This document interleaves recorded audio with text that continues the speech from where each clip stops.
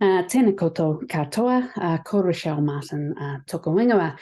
Today I'm going to present, record really, a presentation that I did to the Burwood peer group meeting at the end of last year, but we weren't able to get a good recording of it. So this is just a repeat, an overview that can be available publicly.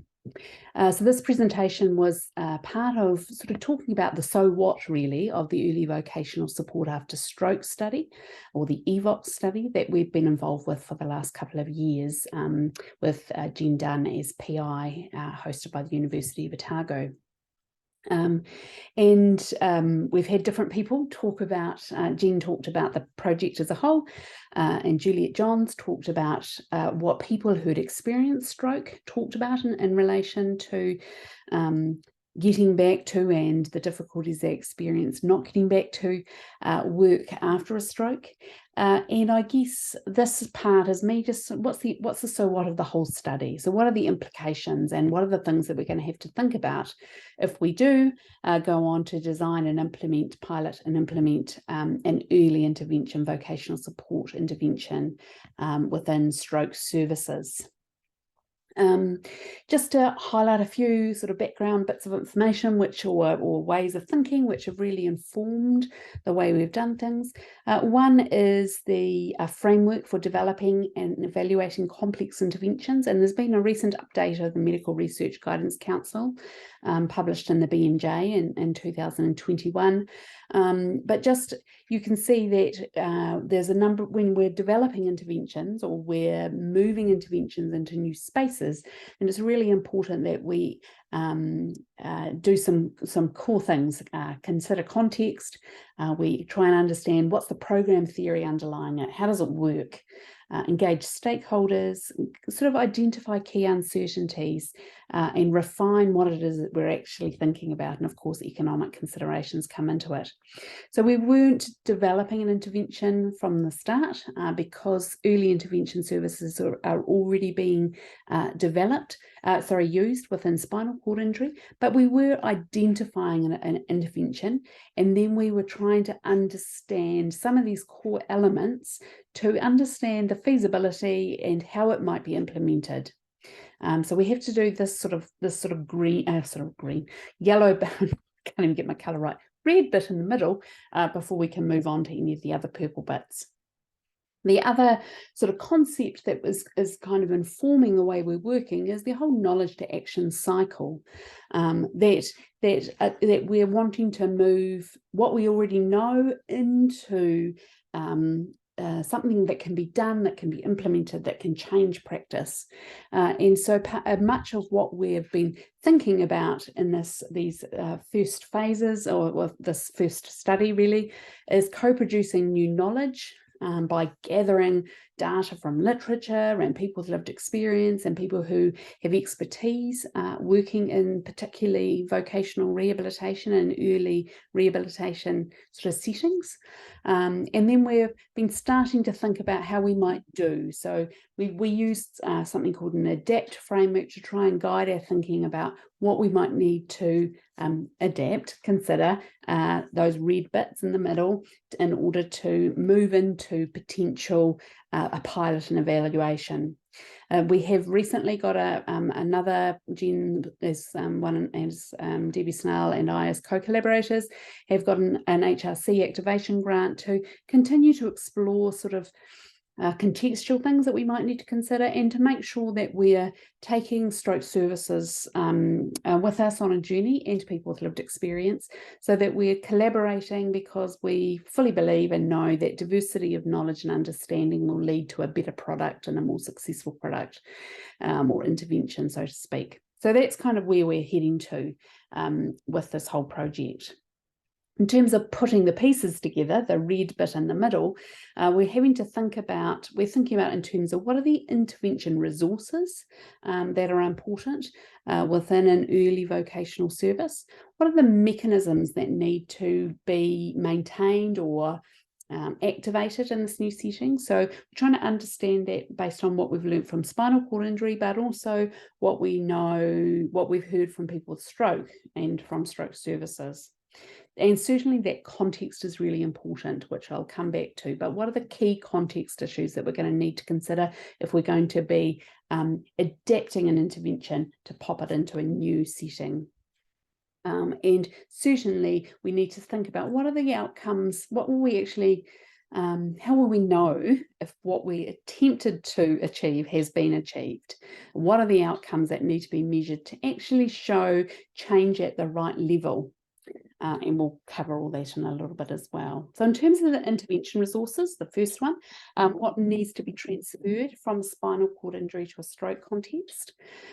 When we've basically pulled together lots of knowledge from lots of different sources into a graphic which we use to help it tell a story. It's a complex story and it's not all simple and it's certainly not linear, but there's some key things that we think are really important that we've identified from literature, from people's experiences, from observing conversations, etc. And these blue boxes basically highlight some of the things that really need to happen in the intervention. So there needs to be early conversations, that message that return to work is possible. There needs to be, this is within an early vocational rehabilitation service. That return to work goals need to be articulated as part of the inpatient rehabilitation goals, and they need to then be reinforced in rehabilitation planning practices. Then this bit here, which is kind of like, so that was kind of like the, sorry, just to go back a little bit, the bit at the top is the sun, this yellow bit, and that sort of represents a hope, but this is kind of like this messaging of hope that work is possible.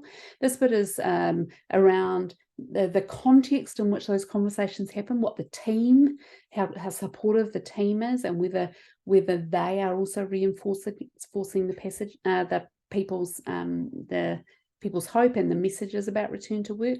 So that's kind of like preparing the team ground. Then there's something about priming an individual seed, which is about helping the seed be in the best conditions possible in order to hear the messages, but also be able to respond to the messages in the context of a very overwhelming and often really difficult situation that they're trying to navigate and make sense of. So it's not about whether they are willing to engage, it's about whether they are able to even prioritize thinking about this in the context of these other things that they're dealing with.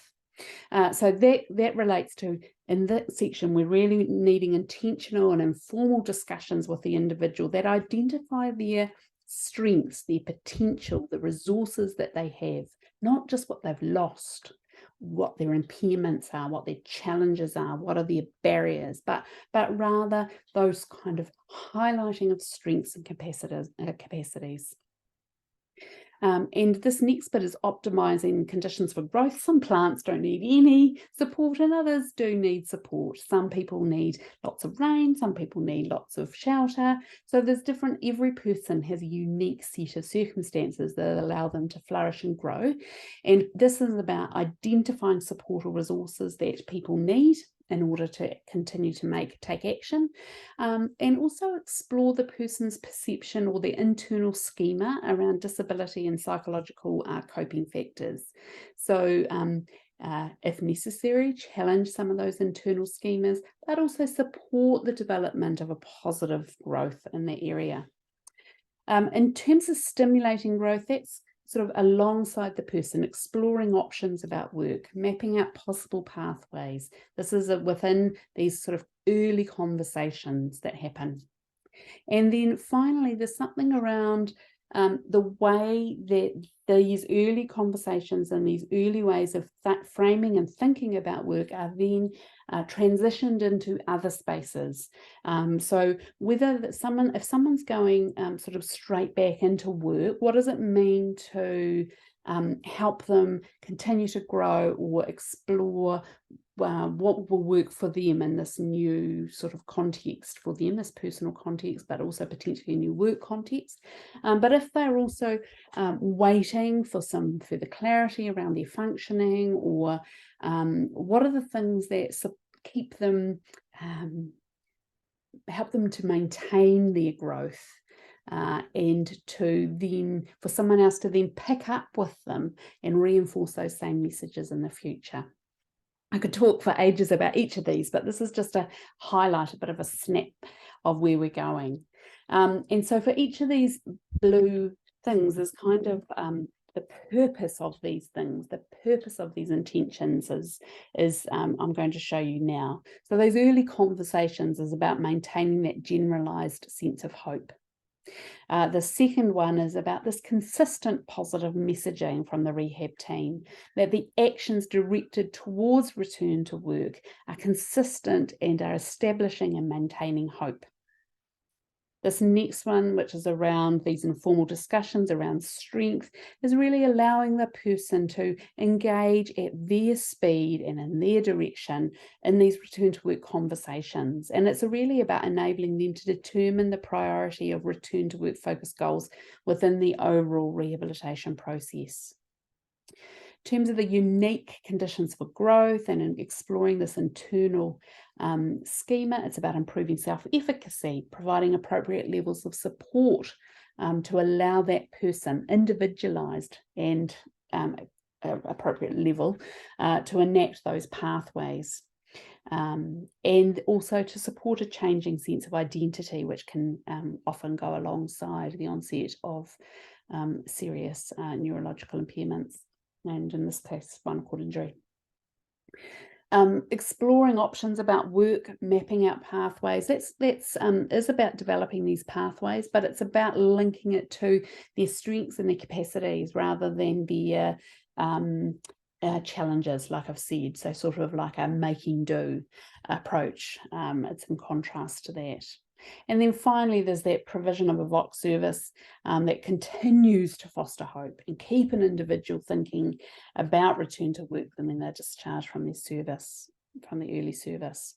So within the papers that we've written, there's these resource here is what basically has been in that thing. So in each of those different stages, we've got a resource that's offered to the person who's engaging, and their family often engaging in the return to work early discussions, and there's kind of the response. So once again, this is based on literature, people's experiences, observing conversations, observing what's happening within the early rehabilitation inpatient team. So when we sort of we're trying to get really pragmatic and think, well, what are the things that actually need to be maintained or included if you're going to move them to a new context? And there's a few things that seem to be really important that couldn't be lost in that transition process. Or needed to be thought about carefully, maybe I should say. Lived experience seems to be really important within the conversations. People said, I saw someone in here, I saw someone with a spinal cord injury, therefore there was a sort of a different starting point in terms of I trust what they're saying, or if they can do it, so can I. So there's something about lived experience that seems to be really important. The important thing is non-pressured conversations. This is not saying to someone you need to think about work. This is about listening to people as they explore their sense of self. They identify the occupational options that might or work for them. They explore possibilities. Certainly there's a need to include family and whānau in conversations, that these decisions and the sense of self is not often in isolation, that it's in the context of a whole whānau and a social system. And we've also heard that there's an ongoing need to challenge healthcare professionals' expectations about what is possible in terms of return to work and purposeful work. And this isn't that people don't get it, it's just that there's an ongoing rollover, turnover of staff, and this needs to be constantly rethinking or returned to in terms of this is possible, this person achieved this is helpful, etc., because they often don't get that feedback. In terms of messaging from the multidisciplinary team, they're really important within. There need to be really consistent positive verbal and non-verbal cues that are given in relation to these return to work goals, and then rehabilitation planning that involves return to work goals. This focus on strengths and retained capacities, which I've explored, and the sense of that work isn't a thing in its own, that it needs to be explored in relation to biographical continuity and occupational identity, and that it isn't just a conversation about, right, let's sit down and interview, we're going to talk about work now, what are you going to do for work? That instead these non-pressured conversations where we explore possibilities and strengths is really important. So then we need to think about context. Remember, that was the next sort of thing that we need to think about. And in terms of spinal cord injury services in New Zealand, we've kind of got two, in Auckland and a Burwood regional spinal units, and they have EIVR services kind of in physically located within those inpatient services. So there's lots of opportunities for casual conversations and for exploring things with people. And then there's reasonably straightforward services into community, like there's quite a close transition into community-based services. People are generally followed up rather than just sort of sitting and not getting follow-up. But it should be noted that about 70% are traumatic spinal cord injury. So they access quite significant ACC-funded vocational services. Of course, 30% of people don't. Need to highlight that. But overall, we've got quite a high proportion of people that go on to then access ACC VOC services. In contrast, stroke services in New Zealand are a bit like this. It's really complex. We've got multiple providers of inpatient services who have got very limited ACC funding. We've got lots of overlap. We've got people trying things, and there's lots of gaps in between, lots of spaces. So the context is very, very different and needs to be thought of really carefully. Some of the things that are really highlighted for us as part of this work is that there's lots of services across New Zealand, and there's multiple entry and exit points. So we need to be thinking about that. There's not a very clear entry pathway into services. Another key context is that people with a stroke often experience a shorter time in hospital, and there's an increasing move towards ongoing support and early supported discharge or community-based services. So what does that mean in terms of casual conversations that might happen as and when people are ready to talk about it? The other thing is generally if early vocational support is offered to stroke at the moment within what's available, tends to be provided to people who are highly likely to return to the same employer or to a similar role in the sort of the short to medium term. So there's a big focus on, or when there is a focus, the focus is on the people with less significant impairments. Basically, and generally there's a lack of follow-up vocational services after stroke due to limited ACC funding. So there's many others, but just to highlight a few things that we're very aware of. We have in the report, sorry, go back, try to identify some constraints or contextual considerations and some potential possible solutions that may be thought about. But this is very early stages and is something really we're wanting to explore further with the activation grants. But things like what is the funding model, what does incentivize, who's most likely to be seen, what are the referral pathways, issues around health navigation and access to information, what does a whānau-centred approach look like, particularly in stroke services and early support around return to work. So just to say that we've kind of tried to think a bit more specifically. If we are going to set up a pilot or we're going to set up a trial, we need to make sure we're measuring something that's likely to show change. And it became very clear that that it wouldn't be really sensible to evaluate an early intervention vocational rehab service based on return to work or ability to sustain work. That what we might want to see that at a large level over time, a trends over time in terms of return to work rates, and that's certainly our intention. But if we're measuring a pilot, the things that we're saying is really important is establishing and maintaining hope about work, self-efficacy and empowerment, and that people have actually developed some pathways to enact their return to work interventions. So just being aware that if we were going to design something, we would probably not much use measuring this, because there's going to be so many confounders coming into that. But what we want to know in the as a result of an intervention, those short to medium term outcomes, and over time we hope to see changes, or we expect really to see changes in return to work and ability to sustain work over a longer period of time, with early intervention being part of that picture. So this is an opportunity for you to potentially stop the presentation, have a look at the interactive, have a think about these things. So we've talked about what might not need to be delivered, what are the contextual factors that might need to be considered, what about within the person and their whānau, what might we need to think about there, and what other services and supports do you think we'd need to link in with? Just given the complexity, we're really keen to hear lots of ideas. If you're watching this online and you've got any thoughts, or you'd like to contribute to this further, don't hesitate to get in touch with Jen Dunn or I, and offer your advice, support, advocacy. Any contributions would be really gratefully accepted.